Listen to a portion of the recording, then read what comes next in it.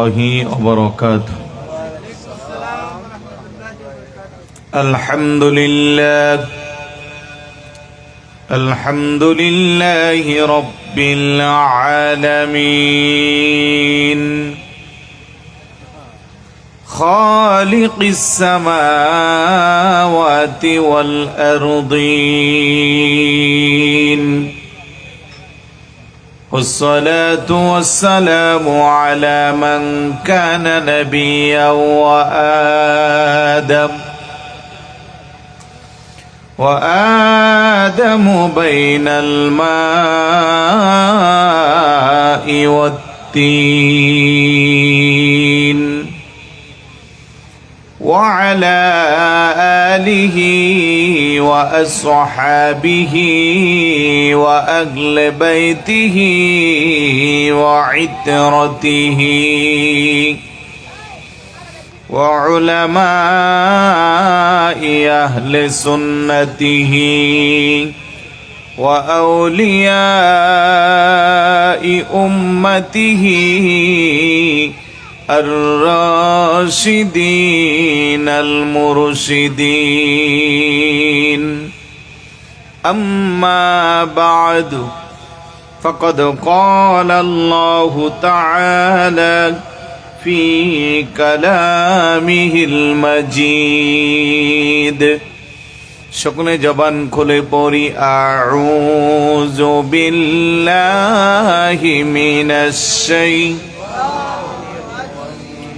বিসমিল্লাহির রহমানির রহিম لقد كان لكم في رسول الله أسوة حسنة لمن كان يرجو الله واليوم الآخر وذكر الله كثيرا. صدق الله مولانا العظيم وصدق رسوله النبي الحبيب الكريم. وقال تعالى في شان حبيبه مخبرا وآمرا إن الله وملائكته يصلون على النبي يا أيها الذين آمنوا صلوا عليه وسلموا تسليما.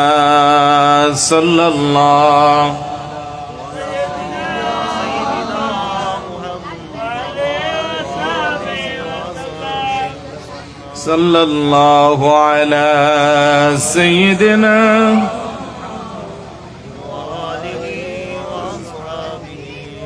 জবান খুলে মোহাব্বতে পড়ি আল্লাহুম্মা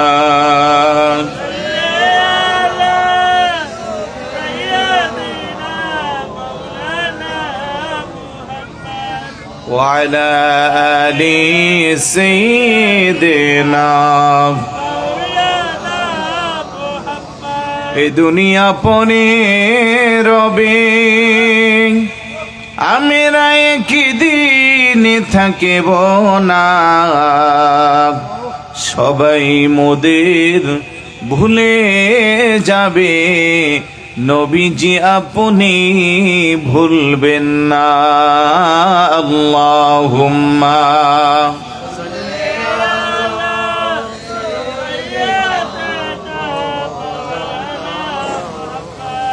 وعلى آل سيدنا।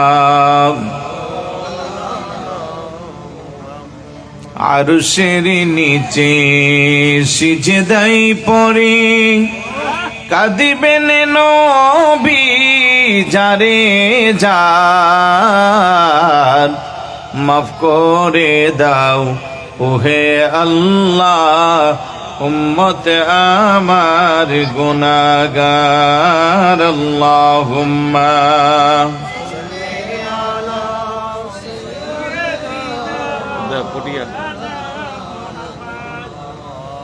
জি শেষ করে দিব। سيدنا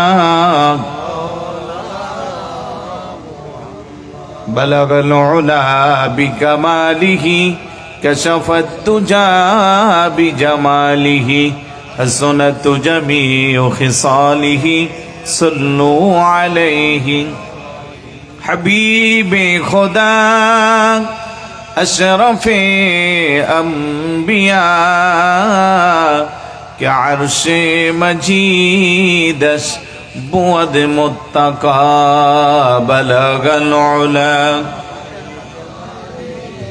كشف الدجى بجماله حسنت جميع خصاله উপস্থিত চট্টগ্রাম জেলার পটিয়া উপজেলা বরুলিয়া মাইসপাড়া ইয়ংস্টার ক্লাবের উদ্যোগে গাউসিয়া কমিটি বাংলাদেশ মাইসপাড়া ইউনিট শাখা এর পরিচালনায় আহলে বাইত রাসূল সাল্লাল্লাহু আলাইহি সাল্লাম স্মরণী ফাতিহা আজদহম উদযাপন উপলক্ষে আজিমুস শান পবিত্র জশ্নে ঈদ মিলাদুন নবী সাল্লাল্লাহু আলাইহি সাল্লাম অষ্টমবারের মতো আজিমুস শান মাহফিলের সম্মানিত সভাপতি আমাদের সবার সুপরিচিত মাওলানা সৈয়দ মোহাম্মদ একরামুল হক আল কাদেরী মাদ্দাজিল্লাহুল আলী খতিব মিয়ার মোহাম্মদ শেখ জি শাহ রহমতুল্লাহি আলাইহি জামে মসজিদ আলোচনা করেছেন তরুণ উদয়মান ইসলামিক চিন্তাবিদ মুজাহিদে মিল্লাত মাওলানা মোহাম্মদ সাইফুল ইসলাম নিজামী আল কাদেরী মাদ্দাজিল্লাহুল আলী খতিব সুলতানপুর নূর কাইয়ুম শাহী জামে মসজিদ রওজান আরো আছেন মাওলানা উসমান গনি রেজবি সহ অসংখ্য গণিত উলামায়ে কেরাম অতিথিবৃন্দ সামনে বসা নবী প্রেমিক অলি প্রেমিক মাহফিল প্রেমিক কোরআন সুন্নাহ প্রেমিক আশিক রাসূল ভাইরা পর্দার অন্তর আড়ালের মা ও বোনেরা যুবক আমার সাথী ভাইরা ছোট ছোট কলিজার টুকরারা সবার প্রতি আবার আন্তরিক সালাম আসসালামু আলাইকুম ওয়া রাহমাতুল্লাহি ওয়া বারাকাতুহু সর্বপ্রথম মহান আল্লাহ সুবহানাহু ওয়া তাআলার দরবার অসংখ্য গণিত শুকরিয়া যে আল্লাহ দয়া করে মায়া করে মহব্বত করে আল্লাহ পাকের অসংখ্য গণিত বান্দা বান্দি থেকে যাচাই করে বাছাই করে নির্বাচিত করে আজকের এই আজিমুস শান বেহেশতের বাগানে আসার বসার কিছু বলার শ্রবণ করার তৌফিকটুকুন দান করেছেন সে আল্লাহর দরবারে শুকরিয়া আদায় করা দরকার আছে কি নাই একটু আওয়াজ দেন ভাই আছে না নাই আসুন সকলে একবার অন্তরস্থল থেকে সবটুকুন আবেগকে উজাড় করে মহাব্বতের সাথে সমবেত কণ্ঠে রাতের এই নিস্তব্ধতাকে বন্ধ করার লক্ষ্যে সিংহের মতো গর্জন দিয়ে চিৎকার করে বলি আলহামদুলিল্লাহ আর একটু জোরে বলি আলহামদুলিল্লাহ সাথে সাথে লক্ষ কোটি দরুদ ও সালাম জানাই আল্লাহরই সৃষ্টি জগতের যিনি প্রথম এবং প্রধান আকর্ষণ সমস্ত নবী রাসূলদের মাথার মুকুট শামসুল হিদায়াত আফতাবে নবুয়ত শাহিন শাহে রিসালাত আপনার নবী আমার নবী तमाम বিশ্ব জগতের নবী ইমামুল আম্বিয়া আশরাফুল আম্বিয়া সৈয়দুল আম্বিয়া শামসুদ দুহা বদরুদ দুজা নূরুল হুদা নূরুন আলা নূর সৈয়দনা শফিয়না হাবিবনা ও মাওলানা মুহাম্মদ সাল্লাল্লাহু তাআলা আলাইহি ওয়াসাল্লামের কদমে দুরূদ ও সালাম যেন আল্লাহ কবুল আর মঞ্জুর করে বলুন আমিন আর একটু জোরে বলুন আমিন ঘুম চলে আসছে নাকি আপনাদের এত মানুষ কম কেন জি এলাকার মানুষ কি বাড়ি করে নাই সবাই বিদেশে নাকি আমি অনুরোধ করব যাদের কানে মাইকের আওয়াজটুকুন পৌঁছতেছে যদি একান্তই কোনো কাজ না থাকে অন্তত কবরবাসীদের ইসালা সওয়াবের কথা স্মরণ করে কিছু সময়ের জন্য আজকের এই আজিমুস শান মাহফিলে চলে আসেন আল্লাহ যেন আসার তৌফিক দান করে বলুন আমিন যারা আসছেন সবাই শেষ পর্যন্ত থাকবেন তো বলেন ইনশাআল্লাহ লম্বা চড়া বক্তব্য দিব না কারণ আপনারা জানেন আগামীকাল ঐতিহাসিক লালদিঘির ময়দানে আমাদের 13 দফা দাবিতে বৃহত্তর সুন্নি জোটের জনসভা। জানেননি সবাই? কোথায়? আগামীকাল চট্টগ্রাম নয়, সারা বাংলাদেশের ঐতিহাসিক লালদিঘির ময়দানে আমরা উপস্থিতির মাধ্যমে জানান দিব যে এই দেশে সংখ্যাগরিষ্ঠর দিক দিয়ে আমরা সুন্নি মুসলমান দাঁড়িয়ে আছি। কথা বলেন ঠিক কিনা? যে দেশের 92% মুসলমানের মধ্যে এখনো যদি আমরা হিসাব দেখি 80%-এরও বেশি আমাদের সুন্নি মুসলমান। কথা কোন ঠিক না? তাহলে আগামীকালের 13 দফা দাবিতে বৃহত্তর সুন্নি ঐক্য জোটের যে সমাবেশ, ওই সমাবেশে উপস্থিত হওয়া দরকার আছে না নাই? আরেকটু জোরে বলুন, আছে না নাই? আমি আপনাদেরকে ঈমানি দাওয়াত দিব, যুগের চাহিদা অনুযায়ী সময়ের প্রেক্ষাপটে লালদিঘির ময়দানে উপস্থিত হওয়া এখন আমাদের ঈমানি দায়িত্ব। আমরা জানান দিব দেশবাসীকে যে আমরা এই দেশের বারাটিয়া না, আমরা রোহিঙ্গা না, ওলি আল্লাহদের যোগ্য উত্তরসূরি হিসেবে আমরাই এই দেশের অধিকারী। কথা বলেন ঠিক কিনা? তাই যার যার সাধ্য অনুযায়ী আসতে হবে আগামীকাল আমাদেরকে। শুধু একা গেলে হবে না, শুভাকাঙ্ক্ষী বন্ধু বান্ধব যারা আছে, আপনাদের এই পটিয়া থেকে অনেক বাস যাবে, যোগাযোগ করে আপনারা তাদের সাথে চলে যাবেন ইনশাআল্লাহ। আল্লাহ যেন কবুল করে বলুন আমিন। তো সেই জন্য লম্বা চড়া বক্তব্য দিব না, আমাকে একটা বিষয় দেওয়া হয়েছে। রাসূলুল্লাহ সাল্লাল্লাহু আলাইহি সাল্লামের জীবন আদর্শের আলোকে আদর্শ নেতৃত্বের গুণাবলী এবং মুসলিম নেতা নির্বাচনের ক্ষেত্রে সাধারণ মানুষের করণীয় খুবই গুরুত্বপূর্ণ একটা বিষয়। যেহেতু সামনে নির্বাচন, ঠিক না? বারবার আমরা ভুল করি। আমরা নেতা নির্বাচন করতে যখন ভুল করি, তখন আগামী 5 বছর আমাদের দুর্দশা কেউ কমাতে পারে না। একটু ঠিকটাও কি ভালো করে বলবেন না? না ভয় পাচ্ছেন? আহা, আমার পূর্বেও আমার ভাই বলে গেছে যে আমরা দিনে দিন অধপতনের দিকে যাচ্ছি একমাত্র আমাদের নিজেদের দোষের কারণে। কথা বলেন ঠিক না? আমরা যদি যোগ্য নেতৃত্ব জায়গা মতে পৌঁছাতে পারতাম, তাহলে আমাদের দেশে মারামারি, কাটাকাটি, খুন খারাপি, রাহাজারি, এ হত্যা, গুম, দর্শন, চাঁদাবাজি এগুলো চলতো না। কিন্তু আজকের দিনে আপনি দেখেন এমন কোন দিন নাই যে দিন বাংলাদেশে এই অপরাধগুলো থেকে মুক্ত আছে, বরং দিনে দিন যেন এগুলোর হিড়িক চলছে, অন্যায়ের মাত্রা যেন আরো বেশি বাড়তেছে। তার একটাই কারণ, আল্লাহর হাবিবের নূরানি জীবন মোবারকের জীবন আদর্শ আমাদের বাস্তব জীবনে আমরা কাজে লাগাতে পারি নাই। আল্লাহ সুবহানাহু ওয়া তাআলা ইরশাদ করেন, লাকাদ কানা লাকুম ফি রাসূলিল্লাহি উসওয়াতুন হাসানাতুন লিমান কানা ইয়ারজুল্লাহা ওয়াল ইয়াউমিল আখির ওয়া যাকারাল্লাহা কাসীরা। চিৎকার করে বলি সুবহানাল্লাহ। অবশ্যই অবশ্যই, লাকাদ কানা লাকুম ফি রাসূলিল্লাহ, আমার রাসূলের জীবন আদর্শে তোমাদের জন্য রয়েছে উসওয়াতুন হাসানা, উত্তম আদর্শ, উত্তম উপমা। বড় করে বলি সুবহানাল্লাহ। লিমান কানা ইয়ারজুল্লাহ ওয়াল ইয়াউমাল আখির ওয়া যাকারাল্লাহা কাসীরা, যারা পরকালকে বিশ্বাস করে বেশি বেশি করে আল্লাহর জিকির যারা করে, এমন মুমিন বান্দা যারা, তাদের জীবন আদর্শের জন্য অন্য কোথাও যাওয়া দরকার নাই, একমাত্র আমার হাবিবের জীবন আদর্শ অনুসরণ করলেই যথেষ্ট। সুবহানাল্লাহ। কিন্তু দুঃখজনক হলেও সত্য, 90% মুসলমানের কান্ট্রি, বাড়ি বাড়ি জরিপ করলেও দেখা যাবে 80% সুন্নি মুসলমান। কিন্তু নেতা নির্বাচনের ক্ষেত্রে যোগ্য নেতৃত্ব আমরা নির্বাচন করতে পারি না। নির্বাচনের আগে 500,000 টাকার কাছে আমাদের ঈমান বিক্রি হয়ে যায়। চিরন্তন দুঃখজনক হলেও সত্য, ঠিক না? 1 কাপ রং চার জন্য আমাদের যুবকরা মিছিলে ছোটে, অমুক ভাইয়ের চরিত্র ফুলের মতো। আহা, ফুলের মতো একটা গুরুত্বপূর্ণ জিনিসকেও আমরা নষ্ট করে দিই। এগুলো শুধু আমাদের স্লোগানের মধ্যেই আমরা সীমাবদ্ধ রাখি। কথা বলেন ঠিক না?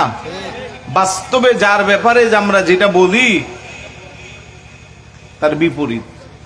আমরা বলি অমুক ভাইয়ের চরিত্র ফুলের মতো পবিত্র, কিন্তু অমুক ভাই তো কেমন চরিত্রবান এটা পরে ক্ষমতায় যখন যায় চেয়ারে বসে তখন বোঝা যায়।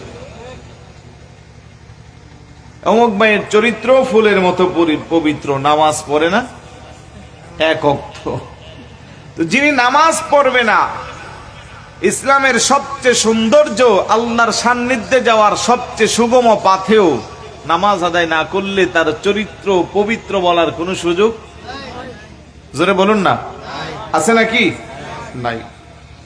তাহলে হুজুরের জীবন আদর্শের আলোকে যদি আদর্শ নেতৃত্বের গুণাবলী আলোচনা করতে যাই, প্রথমে আমরা ওই ব্যক্তিকে সৎ, নিষ্ঠা, নেই পরায়ণ দেখতে হবে, তার মধ্যে আছে কি নাই।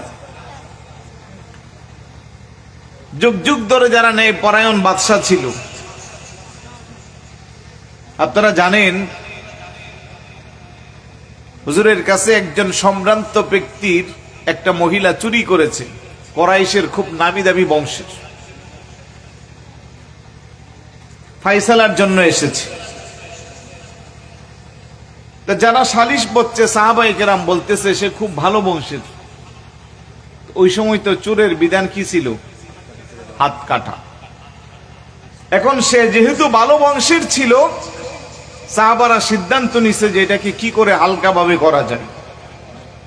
হুজুরের সামনে যাওয়ার পরে আল্লাহর হাবিবের কাছে তারা বলতেছে হতো কুরাইশের এমন নেতৃস্থানীয় গোত্রের মানুষ না হই তার হাত কাটা হইতো। হুজুর বলতেছে খবরদার, এই অপরাধী যদি আমার কন্যা ফাতেমাও হইতো আমি তার জন্য যথাযোগ্য শাস্তি করতাম। বড় করে বলুন না সুবহানাল্লাহ। অর্থাৎ আমার কন্যা ফাতেমা হলেও তার জন্য যে শাস্তি আমার মেয়ের জন্য আমি সেই শাস্তি দিতাম। ওই নবীর আদর্শের উম্মত দাবি করে হুজুরের জীবন চরিত্রের শিক্ষা নিয়ে এখন দেখা যায় আমি যখন ক্ষমতায় বসি, আমার ডানে বামে সামনে পিছনে যত আপনজন আছে আমি তাদেরকে দিয়া দুর্নীতির পাহাড় গড়ি। কথা বলেন ঠিক না? ভালো কে? কাউকে তো ভালো পাচ্ছি না। একজনের পিএস 17 বছরে 400 কোটি টাকার মালিক, আরেকজনের পিএস 8 মাসে 400 কোটি টাকার মালিক। তাহলে ভালো কাকে বলবেন? কম্পেয়ার করার কোন সুযোগ আছে? তাহলে কি পরিমাণের দুর্নীতি করলে, জনগণের টাকা আত্মসাৎ করলে রাতারাতি আঙ্গুল ফুলে কলা গাছের মতো বড় হওয়া যায়, হাজার হাজার কোটি টাকার মালিক হওয়া যায়। এবার একটু আপনি চিন্তা করেন, এই টাকা কি মেশিন দিয়ে বের হয় না আপনার আমার জনগণের টাকা? তো এই জন্য আপনি যদি যোগ্য নেতৃত্ব সিলেক্ট করতে না পারেন তখন আপনাকে এইভাবেই পস্তাতে হবে। হুজুরের জীবন আদর্শের আলোকে যদি আপনি সঠিক নেতৃত্ব খুঁজতে চান, 1 নম্বরে আপনাকে ন্যায় পরায়ণ লাগবে, সত্যনিষ্ঠ মানুষ লাগবে। আপনি যদি সত্যবাদী হন, অন্যায়ের প্রতিবাদ যদি আপনি করেন, তাহলে কিন্তু আপনি যোগ্য নেতৃত্বের গুণাবলীর অংশীদারিত্ব হবেন। কিন্তু এই সমাজ তখন আপনাকে আর বাঁচতে দিবে না, কারণ এই সমাজে ভালো মানুষের কোনো দাম নাই। কথা কোন ঠিক কিনা? চতুর্দিক দিয়ে আমরা খারাপই ভরে গেলাম, অথচ একজন মেম্বার, একজন চেয়ারম্যান, একজন সমাজের সর্দার, একজন এমপি, একজন মন্ত্রী চাইলে তার এই পেশাটাকে ভালোভাবে কাজে লাগাইয়া দুনিয়া থেকে জান্নাতের সার্টিফিকেট পাইতো। সুবহানাল্লাহ বলবেন না? মেম্বার যদি মনে করতো যে এই ওয়ার্ডের মানুষের জিম্মাদারি আমার উপরে দেওয়া হয়েছে, আমি মিথ্যা বলবো না, আমি ঘুষ খাবো না, আমি অন্যায়ের প্রতিবাদ করব, ন্যায়ের পক্ষে থাকবো, সেটা যদি আমার আপন ভাই হয়, আমার সন্তান হয়, আমি তাকে ছাড় দিব না। একমাত্র আল্লাহ আল্লাহ রাসূলের সন্তুষ্টি করার জন্য আমি এই ন্যায় পরায়ণার সাথে আমার উপর অর্পিত দায়িত্ব পালন করব। তাহলে এই উসিলা মেম্বারকে আল্লাহ জান্নাত দিতে পারে কি পারে না? একজন চেয়ারম্যান, একজন এমপি যদি মনে করে আমার এই এরিয়ার মধ্যে আমি যতদিন ক্ষমতায় থাকবো চুরি, ডাকাতি, জেনা, ব্যভিচার, সন্ত্রাসী, চাঁদাবাজি এগুলো চলবে না, মদ গাঁজা সেবন চলবে না, জুয়ার আসর বসতে পারবে না, এটার জন্য আমি সর্বাত্মক আইন শৃঙ্খলা বাহিনীর সাহায্য নিয়া, এলাকাবাসীর মানুষের সহযোগিতা নিয়া আমি সর্বাত্মক চেষ্টা করে আমার সমাজে, আমার রাষ্ট্রে, আমার এরিয়ার মধ্যে আমি বন্ধ করব। তাহলে এই নিয়তে যদি উনি 5টা বছর ক্ষমতায় থাকে, আর যদি চেষ্টা চালিয়ে যা, ওনার চেষ্টা চালানোর উসিলা আমার আল্লাহ চাইলে পরকালে ওনাকে জান্নাত দিতে পারে কি পারে না? কিন্তু আমরা তো সেই চেষ্টা চালাচ্ছি। হাদিস শরীফের মধ্যে আসছে, কিয়ামতের ময়দানে সূর্য যখন আধা হাত মাথার উপরে চলে আসবে, সূর্যের ঘামে যখন মানুষ কেউ হাঁটু পর্যন্ত, কেউ কোমর পর্যন্ত, কেউ বুক পর্যন্ত, কেউ কানের লতি পর্যন্ত হবে, ঘামের মধ্যে সাঁতার কাটবে, তৃষ্ণায় কলিজা ছিঁড়ে যাবে, জিহ্বা বের হয়ে যাবে। ওই কঠিন মুহূর্তের সময় আল্লাহর 7 শ্রেণীর বান্দাদেরকে আল্লাহ পাক আরশ আজিমের ছায়ার নিচে স্থান দিবে। তার মধ্যে এক প্রকারের আছেন ইমামুন আদিলুন। ইমামুন আদিলুন, নেই পরায়ণ শাসক, নেই পরায়ণ বাদশাহ, নেই পরায়ণ সর্দার, নেই পরায়ণ ব্যক্তি। বড় করে বলি সুবহানাল্লাহ। কত মর্যাদা দিয়েছে। নেই পরায়ণ বাদশাহ এবং শাসকের জন্য আল্লাহর আরশ আজিমের নিচে তার জন্য স্থান রয়েছে।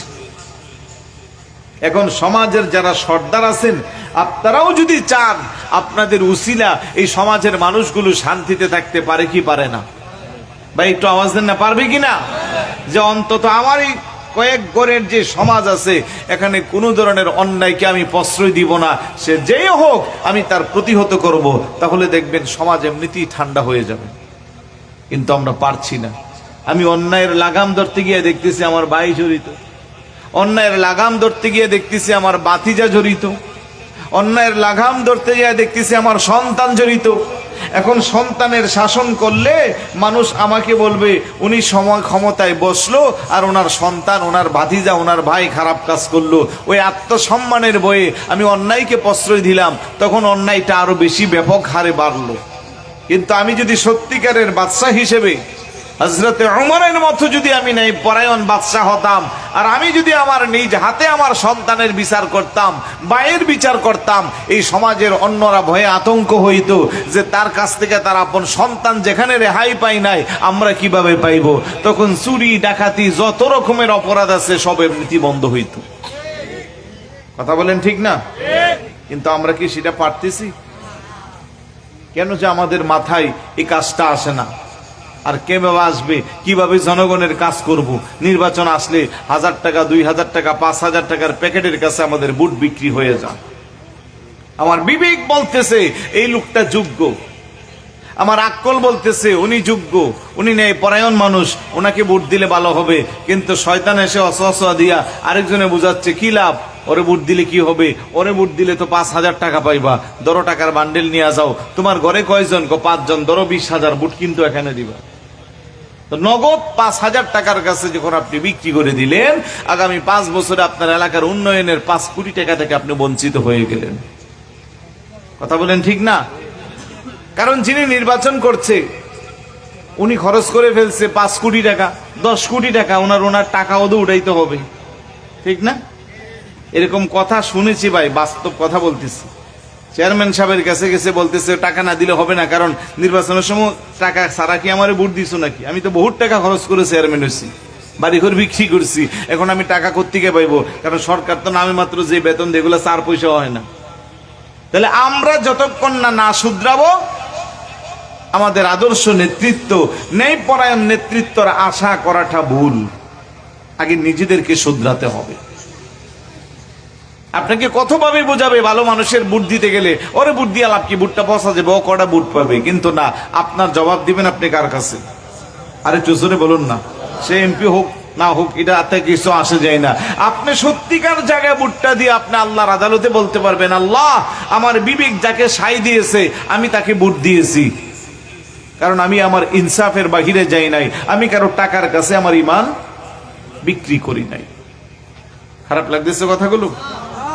তাহলে আদর্শ নেতৃত্বের গুণাবলীর মধ্যে 1 নম্বরের গুণ হবে সততা। সততা অনেক বড় দামি জিনিস।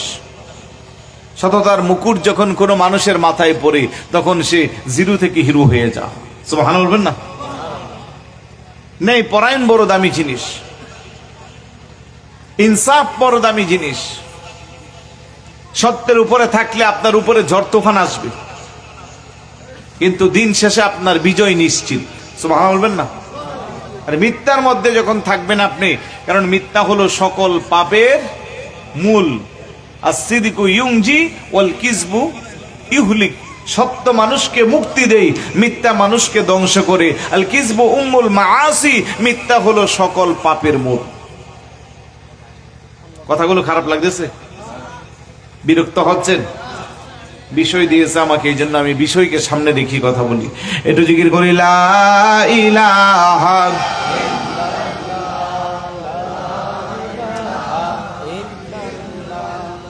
লা ইলাহা, জোরে জোরে লা ইলাহা লা ইলাহা, জোরে জোরে লা ইলাহা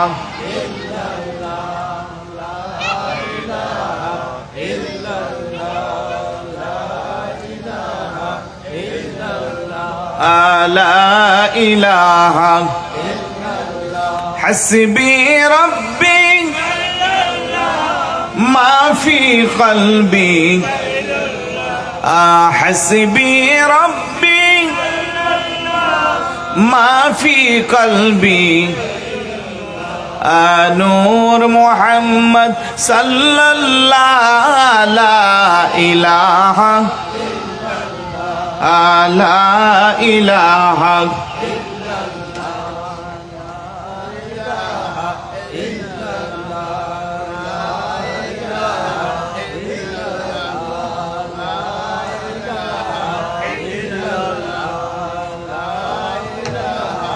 إلا الله لا إله ভাইজানে বহু দূরে মদিনা, আমরা কেমনে যাব জানি না। বলেন বহু দূরে আমরা কেমনে যাব? দয়াল আল্লাহ দয়া করো, দয়াল আল্লাহ ও দেখাও সোনার মদিনা। লা ইলাহা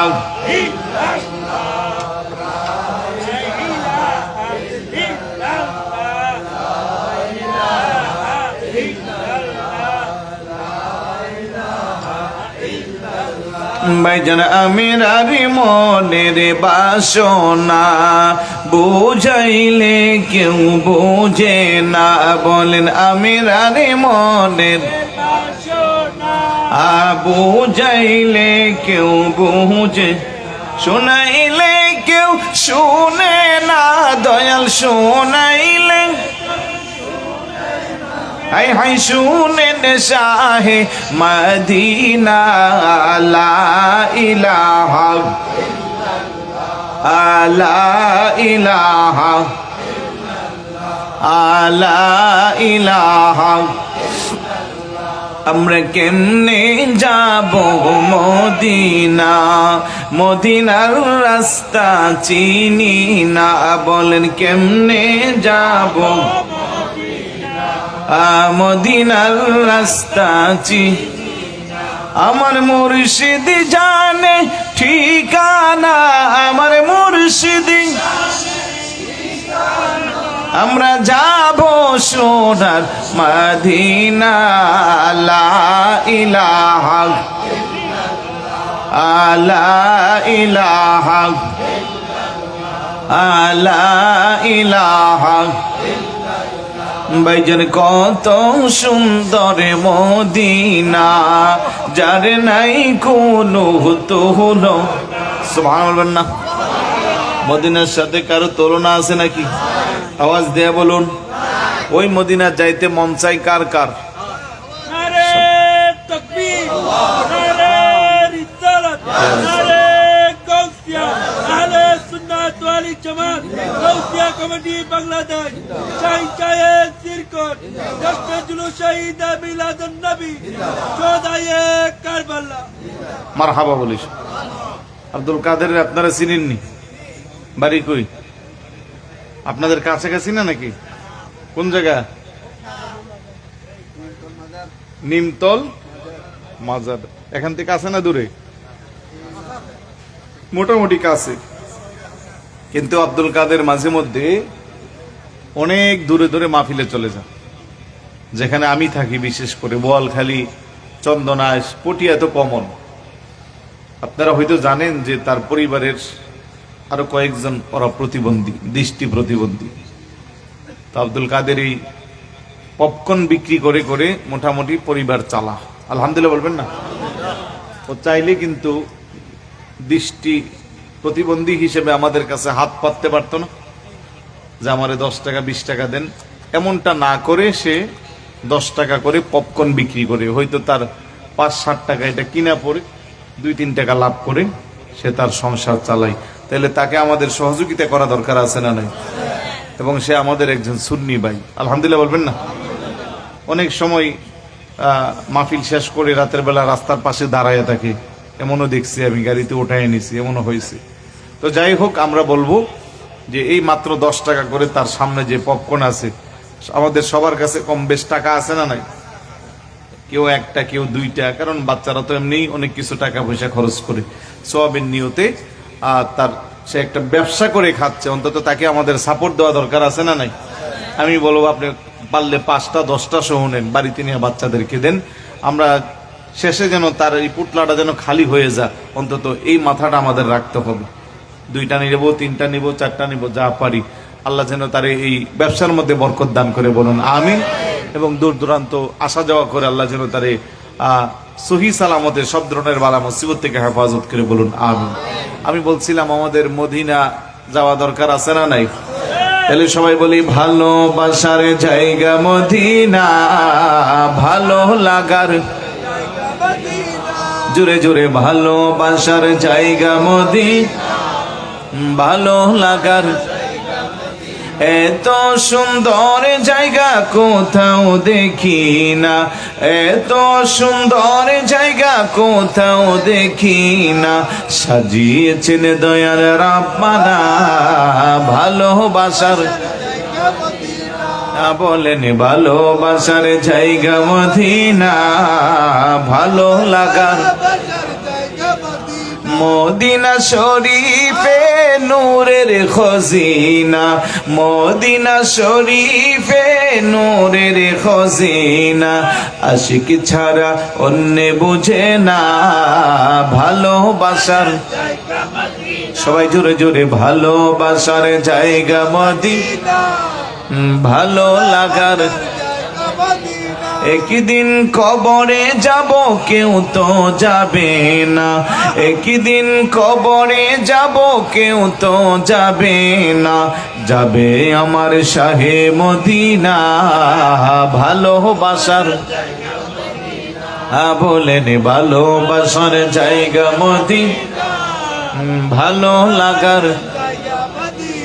মদিনা শরীফে নূরের খজিনা, মদিনা শরীফে নূরের খজিনা, আশিক ছাড়া অন্য বুঝে না ভালোবাসার।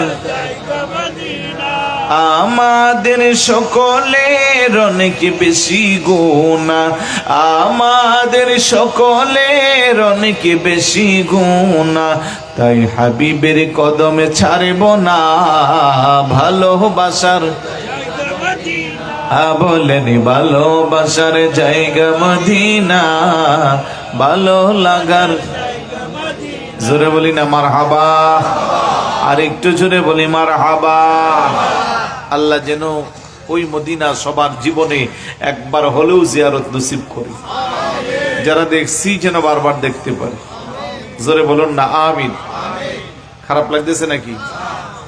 তাহলে হুজুরের জীবন আদর্শের আলোকে সঠিক আদর্শবান নেতৃত্বের গুণাবলীর মধ্যে আমি কিছু পয়েন্ট বলতেছি। সততা তার মধ্যে 1 নম্বর, ঠিক না?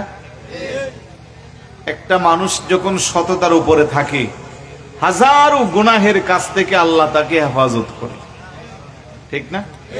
আর একটা মানুষ যখন সততা থেকে সরে যায়, মুরব্বীরা বলতো একটা মিথ্যাকে ডাকতে আরো 10টা মিথ্যা বলতে হয়, আর শুরুতে একটা সত্য বলে ফেললে আর এখানে ঝামেলা হয় না। জাস্ট ফর এক্সাম্পল, আমি শহর থেকে রওনা দিলাম, মনে করেন আমি আসি এখনো মুরাদপুরের মোড়ে। এখন এই ভাই আমারে ফোন দিল, হুজুর কোথায় আছেন? আমি বলে ফেললাম আর কি যে আমি নতুন ব্রিজে আছি, খেয়াল করেন।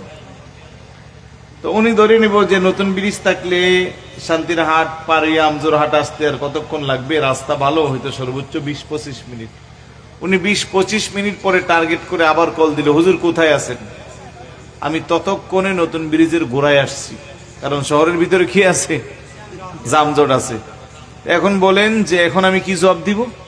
তখন অবশ্যই আমাকে নতুন করে আরেকটা মিথ্যা বলতে হবে যে আমি শান্তির হাটে জ্যামে পড়ে আছি। কথা বলেন ঠিক না? এখন নতুন ব্রিজ পার হইয়া টুলের আগে লম্বা একটা জ্যামে পড়ে গেলাম। এখন শান্তির হাট থেকে আসতে আমজোর হাট লাগবে সর্বোচ্চ 15 মিনিট। ওই টার্গেট নিয়ে 20 মিনিটের মাথায় উনি আবার কল দিয়েছে, হুজুর কোন জায়গা আছেন? কিন্তু আমি তো টুলের মাথায় এমন আটকাইছি, এখনো আমার সামনে আরো 200 গাড়ি। এখন আমি কি বলবো? বাধ্য হইয়া তখন আমাকে আবার বলতে হবে যে আমি ওই যে কি বলে বলখালি যাওয়ার মোড়েটার নাম কি, যে আমি বাদামতলে জামে ফিরে আসছি। এখন উনি বলবো যে আজকের যত জাম সব কি হুজুরের লেগে আল্লাহ ডাইল্লা দিল? কথা বলেন ঠিক না? তাইলে কিছুক্ষণ পরে আবার ফোন দিব যে এতক্ষণে তো আমজোর হাট এসেই গেছে, ততক্ষণে আমি কোন রকমের শান্তির হাট আসছি। তাইলে দেখেন, শুরু থেকে যদি আমি বলে ফেলতাম যে ভাই আমার একটু বের হতে লেট হয়েছে, আমি এখন মুরাদপুরে আছি, তাইলে অন্তত 1 ঘন্টা উনি চুপচাপ বসে থাকতো, ঠিক না? তাহলে একটা মিথ্যা বলে এখন আমাকে এটাকে সামাল দিতে যাইয়া কারণে অকারণে, ইচ্ছা হোক অনিচ্ছা হোক, আরো অন্তত 10টা মিথ্যা বলতে হচ্ছে। এই জন্য আসিদকু ইউংজি, সত্য মানুষকে মুক্তি দেই, অল কিজবু ইউহলিক, মিথ্যা মানুষকে ধ্বংস করে। কথা বলেন। স্কুলে যাইতে দেরি হয়ে গেল, হেড স্যার জিজ্ঞেস করলো কি ব্যাপার, তোমার ঘন্টা মিস হলো, দেরি কেন হয়েছে? এখন আমি যদি বলতাম যে স্যার আমি একটু ঘুমাইছিলাম, ঘুম থেকে উঠতে দেরি হয়েছে, রওনা দিতে দেরি হয়েছে, এটা না বললা একটা মিথ্যা কথা বললাম, তদন্ত শুরু হইলো, এটারে ডাকার জন্য আরো 10টা। এরকম আমাদের জীবনে, আপনার জীবনে এরকম দেখেন অনেক আছে না নাই? তাইলে রাসূলুল্লাহর জীবন আদর্শের শিক্ষা যদি আপনি নিতে চান, 1 নম্বরে আপনি সত্যবাদী হতে হবে। দেখেন একটা হাদিস শোনাচ্ছি। এক ব্যক্তি ইসলাম ধর্ম গ্রহণ করছে, হুজুরের কাছে আসছে, গো হুজুর, বলে কি আমি মুসলমান হইব, মুসলমানের সবকিছু আমার কাছে ভালো লাগে, তবে আমার কিছু শর্ত আছে। বলে কি শর্ত? আমি মাঝে মধ্যে মদ পান করব। নাউজুবিল্লাহ বলবেন না? আমি মাঝে মধ্যে ব্যবসাখানায় যাব, আমি মাঝে মধ্যে জোয়ার আসরে বসবো। এই লোক যা বলার সব বলছে। তো আল্লাহর নবী, আপনার নবী, আমার নবী বলতেছে তুমি সব করতে পারবা, শুধু একটা জিনিস আমার সাথে করতে পারবা না। সে লাভ করে ওটাকে, হুজুর ঠিক আছে, একটা জিনিস তো কোনো বিষয়ই না, ও ভাবতেছে আর কি, কোনো ব্যাপারই না। হুজুর কি? তুমি কখনো আমার সাথে মিথ্যা কথা বলতে পারবা না, এছাড়া তোমার যা মনে আছে তুমি সব করতে পারবা। সে খুশি হয়ে গেছে, মনে মনে খুশি হইয়া দৌড়াইয়া বাড়িতে চলে গেছে যে আমি সব করতে পারবো, আল্লাহ নবী আমাকে বলেছে, তবে মিথ্যা কথা বলা যাবে না। লোকটা তার অভ্যাসগত কারণে রাতের বেলা যখন বন্ধুদের সাথে মদের আসরে গেল, সবাই যখন মদ পান করছে, সেও মদের গ্লাস হাতে নিল, কাছাকাছি জায়গায় এনে একটা চিৎকার দিয়া মদের গ্লাস ছুঁড়ে ফেলে দিল। সাথীরা বলে ব্যাপার কি, তুই তো সবসময় আমাদের সবার আগে মদ খাইতি, আজকে কেন গ্লাসটা ছুঁড়ে ফেলে দিলা? লোকটা বলে দেখো, আমি মাত্র নবীর উপরে কালমা পড়ে মুসলমান হয়েছি, আর ওই নবীর সাথে আমি ওয়াদা করেছি আমি জীবনে মিথ্যা কথা বলবো না। আজকে আমি মদ পান করার পরে কালকে যদি আমার নবীর সাথে সাক্ষাৎ হয়, আমার নবী যদি আমারে জিজ্ঞাসা করে আমার এখান থেকে যাওয়ার পরে তুমি মদ পান করছো নি, তখন আমি কি জবাব দিব? সুবহানাল্লাহ। সুতরাং আমার দ্বারা জীবনে আর মদ খাওয়া সম্ভব না, যেহেতু আমি আল্লাহর হাবিবের কাছে ওয়াদাবদ্ধ, ওনার সাথে আমি মিথ্যা কথা বলবো না। কিছুদিন পরে বন্ধুদের সল্লাই পরে বেশ্যাখানায় গেল। পূর্বের অভ্যাস অনুযায়ী সবাই যার যার কাজ করে, লোকটা চিৎকার করে ওই জায়গা থেকে বের হয়ে চলে আসে। বন্ধুরা জিজ্ঞাসা করে, ব্যাপারটা কি গো, তোমরা বুঝবা না? আমি আখিরে জামানার নবী, নবীদের নবী, ইমামুল আম্বিয়ার সাথে আমি ওয়াদাবদ্ধ, জীবনে কোনোদিন আমি ওনার সাথে মিথ্যা কথা বলবো না। সুতরাং আমি এই কাজ করে যখন আল্লাহর হাবিবের সাথে সাক্ষাৎ হবে আর আমাকে জিজ্ঞেস করলে তখন আমি কি জবাব দিব? সুবহানাল্লাহ। কিছুদিন পরে ডাকাত বন্ধুদের সাথে ডাকাতি কাজে সম্পৃক্ত। সবাই যখন ডাকাতি নিয়ে ব্যস্ত, সে আল্লাহু আকবার ধ্বনি দিয়া চিৎকার করে ফিরে আসলো। লোকেরা বলল, ব্যাপার কি? আমি আল্লাহর হাবিবের সাথে ওয়াদাবদ্ধ, আমি জীবনে মিথ্যা কথা বলবো না হুজুরের সাথে। এখন আমি ডাকাতি করলে, চুরি করলে, আল্লাহর হাবিব যদি আমারে জিজ্ঞাসা করে আমার এখান থেকে যাওয়ার পরে আর চুরি করছুনি, তখন আমি কি জবাব দিব? বড় করে বলি সুবহানাল্লাহ। এইভাবে তার গোটা জীবনের যত অন্যায় অপরাধ সব সংকুচিত হয়ে আল্লাহর হাবিবের সাথে এক ওয়াদা রক্ষা করার ভয়ে সব পাপ থেকে সে দূরে সরে একটা পাক্কা ঈমানদার হয়ে গেল। সুবহানাল্লাহ। শুধু মিথ্যা বলা ছেড়ে দেন, দেখবেন আপনার আমার জীবনের অনেক গুনাহ কমে গেছে।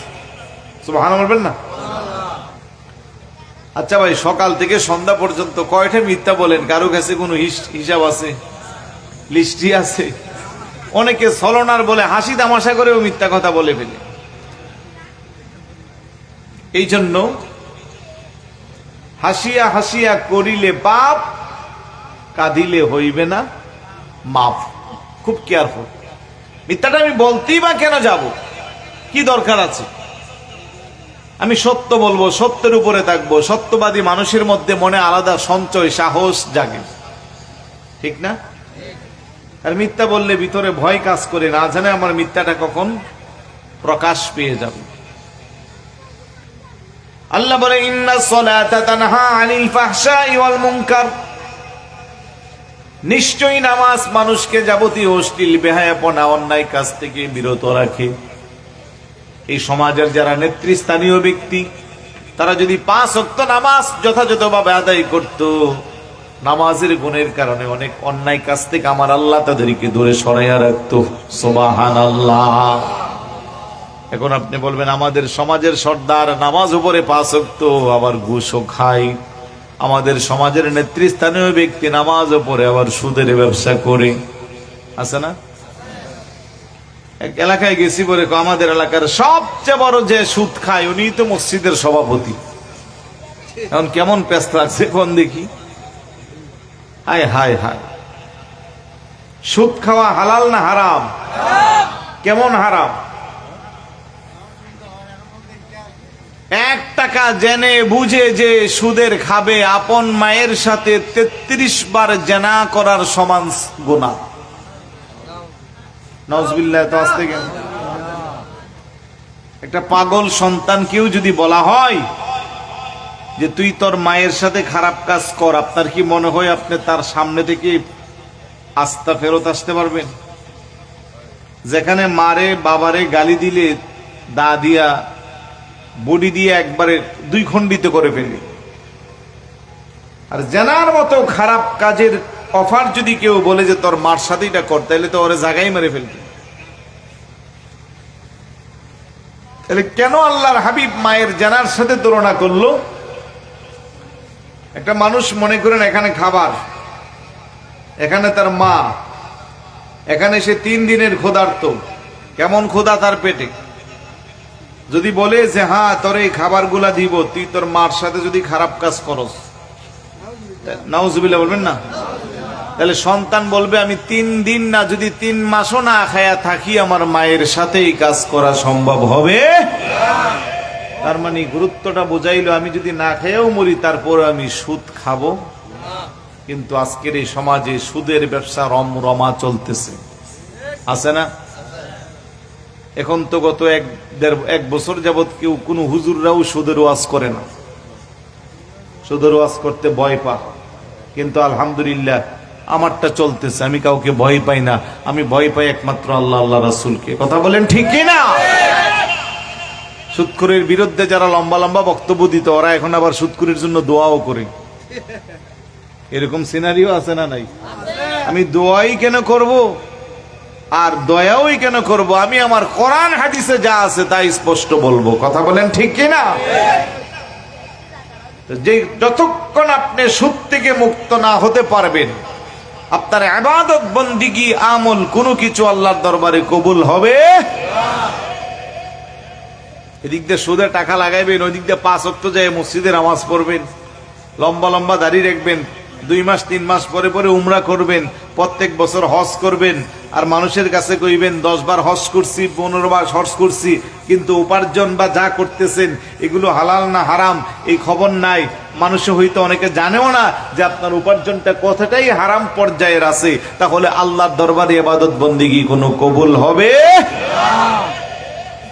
আল্লাহর নবী বলেন, লা ইয়াদখুলুল জান্নাতা লাহমুন নাবাতা মিনাস সুহতি ওয়া কুল্লু লাহমিন নাবাতা মিনাস সুহতিন নারু আওলা বিহি উম্মাত।